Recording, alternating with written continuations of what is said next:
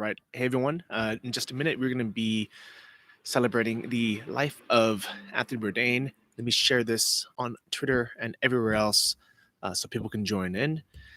If you are watching this in replay, I'm sure you've read the news and you've heard it that Anthony Bourdain, he passed away earlier today, and most likely it was through suicide. And he's lived a great life. He's really inspired me as well as really millions of others. So join in. Give me 1 second while I share this. Share this with your friends as well, so we can all join in on this conversation.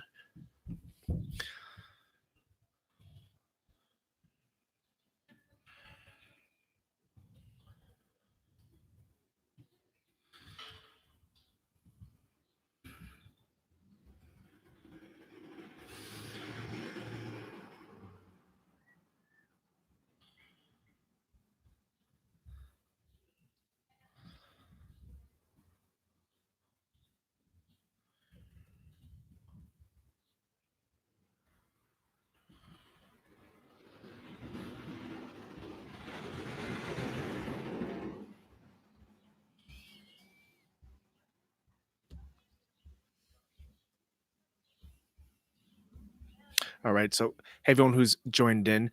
Um, so, this may be the start of episode 200 of the Travel Like a Boss podcast, where I was thinking I wanted to do something special for it, but I really didn't know what. And then when I heard the news about Anthony Bourdain, I realized, this guy really inspired me. I mean, he was one of the first TV personalities that seemed so just genuine and authentic, and he had such a magnificent life. Where Anthony, he was, he had the dream job. He was traveling the world. He got to eat amazing food, and he got to do, basically the things that we dreamed about doing, like when we're traveling and we're, you know, um, just living our lives and thinking like, man, how great would that be to be able to travel the world and just eat great food? This is the dream that a lot of us had. And I know that Anthony really inspired me to, think, well, what if one day I can be one of those guys. And I honestly didn't think I would ever be on like the Travel Channel, the Food Network like him. But with technology these days, there's so many of us who can have a mini version of it. People who create travel vlogs or food reviews or restaurant reviews on YouTube, for example. We're getting a taste of Anthony Bourdain's life. And without him even knowing, he's really inspired a lot of us to live this type of life. Everyone who's in the chat right now, please say hi. I would love to hear from you guys. And I would love this to be a conversation, really to celebrate his life, because it's something that I was really shocked when I heard it happen. At the same time, I wasn't sad, because he's lived such a good life that it's like we can, the average person can live 20 generations and never see as many places as he did, never taste as many dishes as he's did, met the people that he has, or experienced the culture that he has. So I honestly am not sad for his life. And um, hello, Kevin from South Africa. Thanks for joining on the chat. And it's crazy that no matter what country we are from, I guarantee Anthony Bourdain has been there, and he's experienced the food and the culture probably better than a lot of people that we know that actually live in those places. I've been fortunate enough where I've been to South Africa, and people don't realize this, but the food there is so good. And it tells a lot about the people. So one of the most popular, things in South Africa is the barbecue, and they call it braai. And I'm sure Kevin can attest to this, but any of you who's been to South Africa can as well, is that's what brings people together. And I don't know if it's always been like that, or if it's, if it's a way for people to connect really now. But for me, when I was in South Africa, it was a bit, rough to travel. And I know that, Anthony Bourdain has been to way more dangerous places or crazier places. But what I really liked about the food culture in in South Africa was it was a way to get everyone together in someone's house or backyard and share a huge meal and really just kind of forget about what's happening on the outside, even if there's political unrest, even if there's, a drought happening in Cape Town. It's kind of a way to just celebrate and enjoy.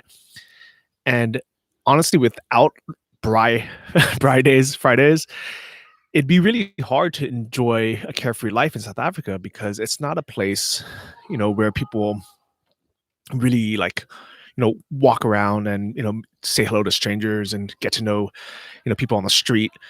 It's one of those places that's honestly a bit closed off. And it's not, the safest place in the world. But when you are at a braai, when you're at somebody's barbecue and you're at somebody's house, everybody's the friendliest people that you ever meet, that I've ever met. And it's because they know that you're safe and you're not one of them and you're somewhere that's safe. So you're, at somebody's home in their backyard. And sure, there might be electric fence around the backyard to keep, other people out and keep it safe. But when you're there and you get invited by a friend or a family member, South Africans treat you like family. They really just bring you in. And I think Anthony Bourdain, he kind of showed us a lot of that in different cultures, where food was one of those things that really brought everyone together, no matter what culture they're from, no matter, if there was a war happening outside, like in Beirut, for example, when he was there. And the reason why I keep bringing Beirut up is, if any of you guys remember, that was actually the turning point of his career, from going from just showing, the fun parts, the food in in cultures and countries, to having kind of free reign to talk about, politics, to talk about culture and explore kind of off the beaten path, which is what Anthony Bourdain is famous for today. Where what happened was they were in Beirut and they were gonna just go to the restaurants and have a normal food show, but there was a bombing outside just 2 blocks from where he was staying, and he thought, "Wow, we definitely can't make a show now about travel and food. We're gonna have to do something else, or we're gonna have to go home." And that's when they decided, what, let's cover, some more of the politics and what's actually happening, something a little bit deeper than just, oh, let's travel, do these cool things and eat good food.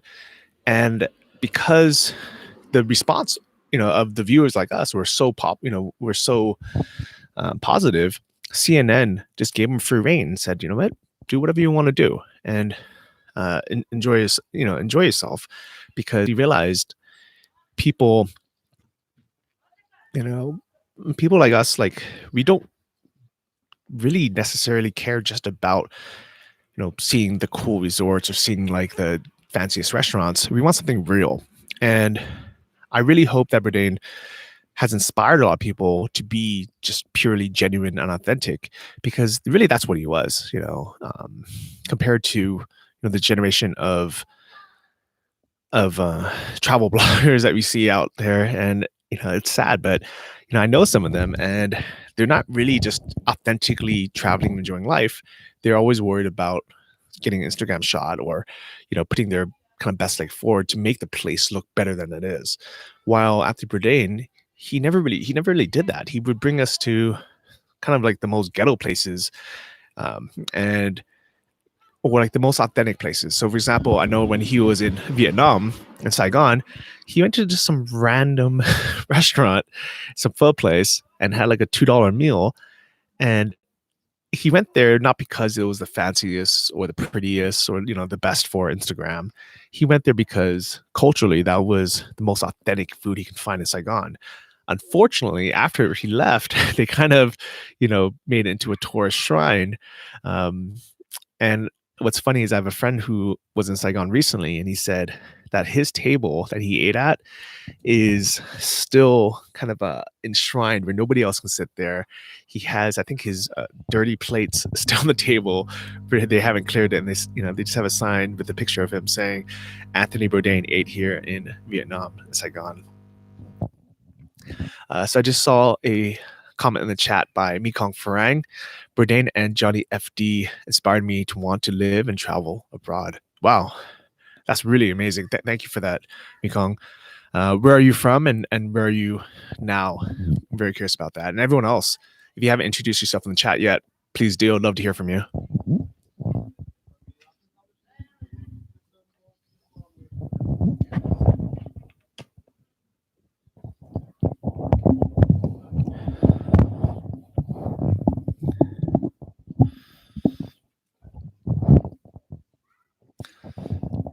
Yeah, so honestly, I don't really do these live streams very often. And the reason why I wanted to do it today was because, I was on Twitter and I saw everybody kind of talking about, what had happened with Tony, and it's nice to have these 3 sentence kind of 3 line conversations, but it'd be nicer to be able to actually just talk to people and see who's been touched by Anthony Bourdain and who's been inspired by him. I read his book Kitchen Confidential a few years ago, and if you guys haven't read it yet, it's really good. I encourage everyone to pick it up. But basically, he wrote it as an autobiography before he got super famous, and he was even more open and more authentic and more transparent about his life and kind of the craziness that happens in the kitchen, especially after hours and when the restaurant's closed. And that authenticity, that transparency has really inspired me to try to do the same with my life and my businesses and my YouTube presence online, and my blogs, where I just share as much as I can, because I figured, hey, if someone like Anthony Bourdain can do that, where he's on Travel Channel and CNN, why can't I? And that's a big part that inspired me. Hey, Monkey's Gone to Heaven. So you're from New Zealand, but now living in Melbourne, and you're heading to Chiang Mai in a week. Oh, awesome. That's really cool. I hope you like it in Chiang Mai. Assuming this is your first time going. Right now in June is actually rainy season in Chiang Mai, and a lot of people avoid Thailand in the summer because it rains and monsoons, but you're in for a treat because this is also when some of the really exotic fruit comes out. So one of my favorite things about being in Thailand in the summer are lychees. And if any of you guys haven't had lychee before, or lychee, it is the best fruit in the world. It's my favorite fruit. And the only problem with it is if you eat too much of it, it raises your, I don't know what you call it in English. In Chinese, you call it huo qi, which means you're like hot energy, your hot chi.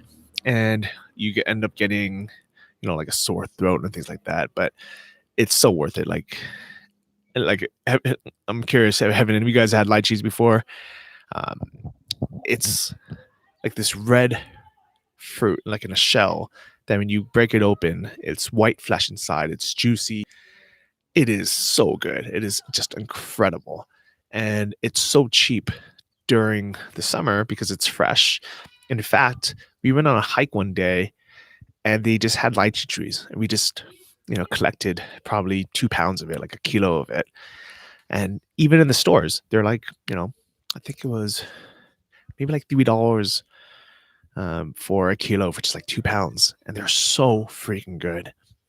And the other fruit that they have in Chiang Mai during the summer that they don't have any other time is mangosteen. And it's the purple fruit with the white flesh inside. And I know it's my mom's favorite. And what's funny is Anthony Bourdain did a episode in Chiang Mai, and one of the restaurants that he went to, if you can call it a restaurant, it was more of a street stall, is the cowboy pork lady. So they call it that because it's this lady that has like a street stall every night, kind of on the side of the road, and she wears a cowboy hat. And it's this really fatty pork over rice. And really kind of that's it. It has like a little bit of pickled vegetables on the side to kind of give it a little twang, a little bit of a different taste. But really all it is just fatty pork with rice. And he loved it, if you could find that episode, it's a bit older, but just you can look for Anthony Bourdain goes to Chiang Mai, Thailand. And I actually remember every time I would eat at my favorite kind of hole in the wall restaurants in Chiang Mai, I would think, if Anthony Bourdain ever comes back here, I'm gonna take him to this because he's gonna love it. And those places, for those of you who are going to Chiang Mai or to Thailand, there's a chicken and rice place on Neiman, Soy 14 or something, um, near the co-working space, that has $1 chicken and rice, and it's rice that's been boiled and it's kind of steamed with the chicken, so it has all the fat of the chicken inside and kind of all the flavors from it.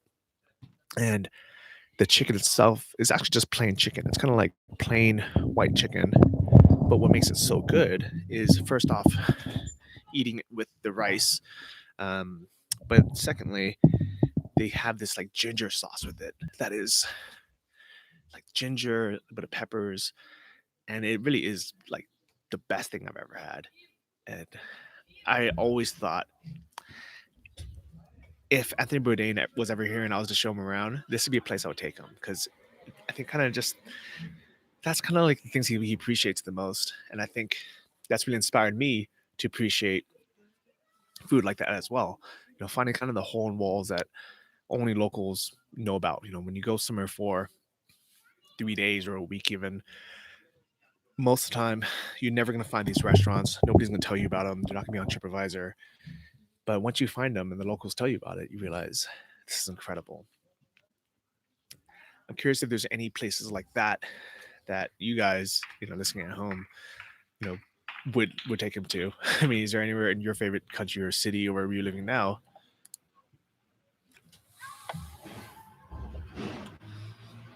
Yeah. So Monkey just said in the chat that this is his second time there, but last time was also in the rainy season.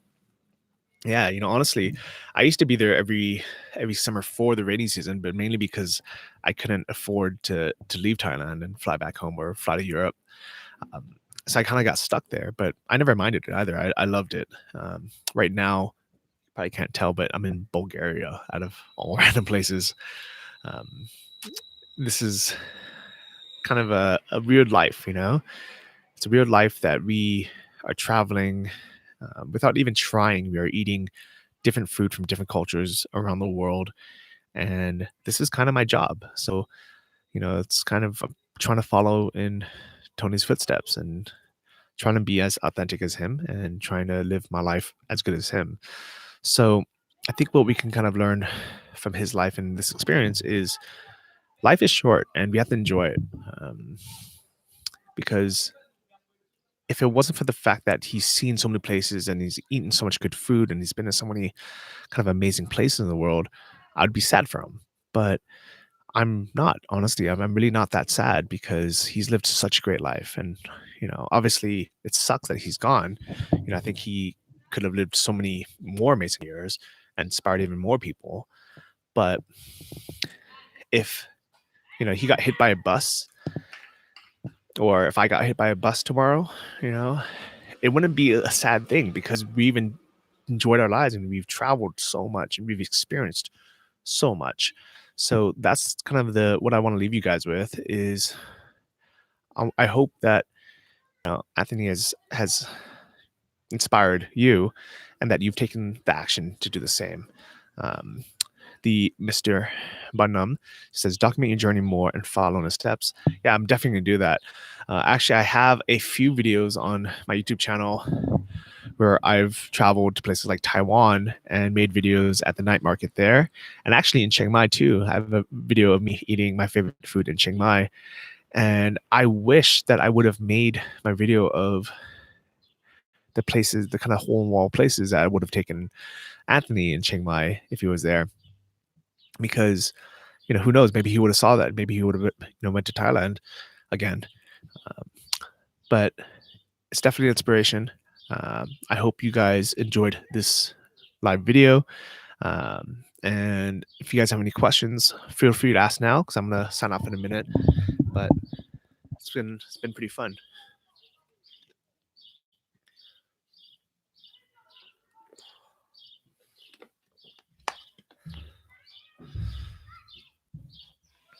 All right.